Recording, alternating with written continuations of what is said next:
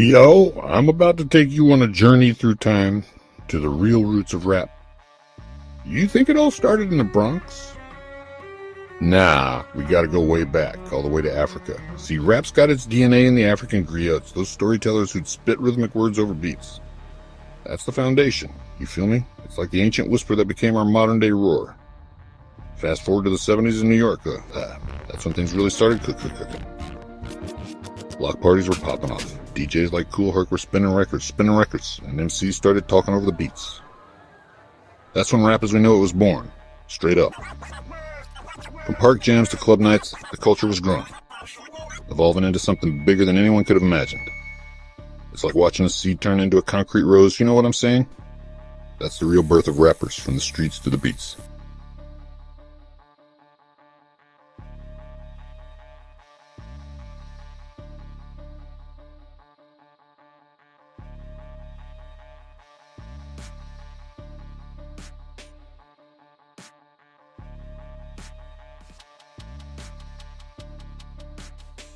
The birth of rappers.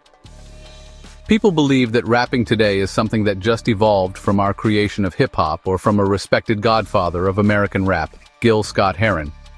He is believed to have a big influence on today's beginnings of rapping or spoken words. In truth, rapping today has just come full circle. Rapping or rappers go as far back as the great African warriors of yesteryears. In ancient Africa culture, when two tribes met for war, they used to send out their best warrior to meet the other tribe's best warrior. Both warriors used to meet in the middle of the battlefield and then boast about their great kills or fights against past champions from other tribal wars. When one of the warriors boasted about his past battles, his tribe would be in the background singing. Once that warrior finished, then the other warrior would get his opportunity to boast about his kills or fights he had against other tribes. Then his tribe would get their opportunity to sing in the background. When the warriors fought, one warrior would throw his spear at the other warrior across the field and hope to hit him.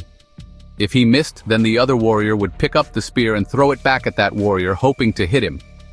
It was like playing the game of dodgeball, where you throw the ball to try to hit someone, but if you missed, that person gets the opportunity to throw the ball back at you to try to hit you. Same game, but with spears, and the other person was trying to kill you. This is just like the rap wars of today. However, back then, at the end of all that rapping, you had better be able to back up all that "I'm a killer" rap, or you would have a very short rap career, something like today's drill rapping. It's funny because it was the warrior king Shaka Zulu of the South African Zulu tribe that put a stop to all that rapping and dodgeball shit and made war very, very real for the whole southern part of Africa and all the ancient African tribes in that area. So much so that he turned a small tribe of a few hundreds into over 100 million Zulu warriors. Before Shaka Zulu, in the old wars when the war was over, each tribe would go back to their homes and the winning tribe's warrior used to rap about his win to the child and old people who did not come to the battlefield, around the campfire and partying. The rest of the tribe would be singing and dancing in their warrior's honor, while he kept rapping about his win. Warriors used rapping and singing when going to wars in order to hype up themselves and the other tribe members. In today's military, they use rapping and running in formation. Back in the hip-hop beginnings, we used rapping in gang-banging times when we were going to war against other gangs as we walked down the street of New York to go meet up against those gangs. We used to rap and sing when walking down the streets going into battle against those gangs. Only the Black Spades and Peacemakers had rap songs going into battle against other gangs, and they are the founding fathers of the culture. So forget what you think you know about the birth of the culture, because the culture starts with them. After the end of gangbanging, we used rapping to hype up the crowds in clubs or on the dance floors. All this started with the ancient African warriors, and could be the reason why Bambaataa chose the name Zulus for the first legal organization of the hip-hop culture. Now, when you think about rappers and rapping again, think about the ancient African warriors. When you think about the founding fathers of the hip-hop culture and rap, think about the hype man. That's actually what rappers were then as well as now, hype men, be it for partying or be it for war. It's funny how rap is the last developed part of our culture, but yet it's the most universal accepted part of our culture. It has brought people of all races together. Rap has come a long way from how it started out. Yet New York has almost lost its hold on it. New York rappers, especially the Bronx rappers, need to get back to their roots of rapping. The hip-hop culture of rapping is, and would always be, a club and partying hyper. Those that have understood that fact have taken over the rap game. Those who are still trying to make people believe that they are gangstas are going to be placed on the sidelines, jailed, or be killed. The rappers who get the parties going and on the dance floor are going to get all the money and all the shine.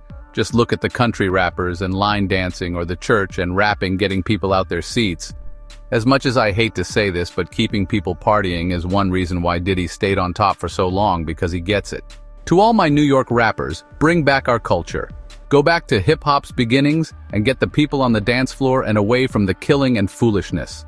Even 50 Cent understood that, and that's why he is still about his business. The Southern rappers have recognized the game for what it's worth and have taken it over, but the white population are seeing all its true value and taking over. New York, you are asleep at the wheel of your own car and people driving right past you. Take it from a real founder of the culture. We don't make rap songs about our real-life gangsta action because we are not trying to help end our lifestyles by telling on ourselves. No real gangsters don't rap about their lives like that.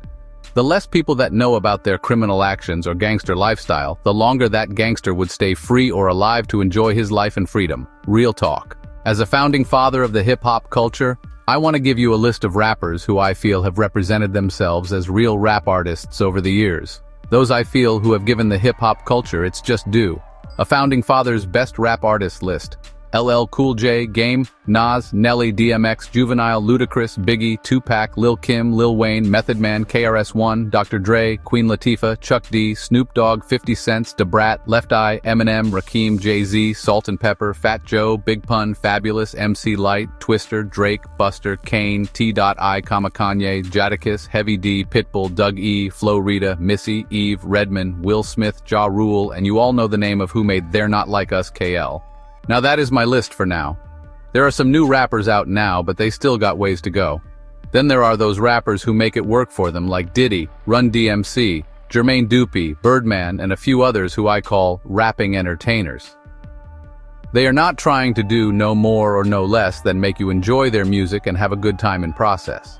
Nevertheless, they are not rap artists who I believe are in a class by themselves each time they come up to bat. Now there are a few other rappers who I still like, but they need to step their game up a little more before being able to make my list. There is Cassidy, who can easily be the next NAS or Jay-Z. Those with the potentials like Plies and Jezzy. Women like Trina and Remy can work the game just a little more in order to go down in the history books. Now don't get me wrong, they both are good and any one of them can get it, but they still don't got that it special factor. They just need to get a little more special for the books, step out of the Lil Kim and Eve style and reinvest a new style for women to jump to, like Nicki Minaj and Cardi B did, which can get on my list too. To my hip-hop rappers, make my name ring and let the world know that the hip-hop's pharaoh, Cash 179.3, is home and on the scene. And for all the wannabes to stand down, because this is my round to take over the town and correct the history books.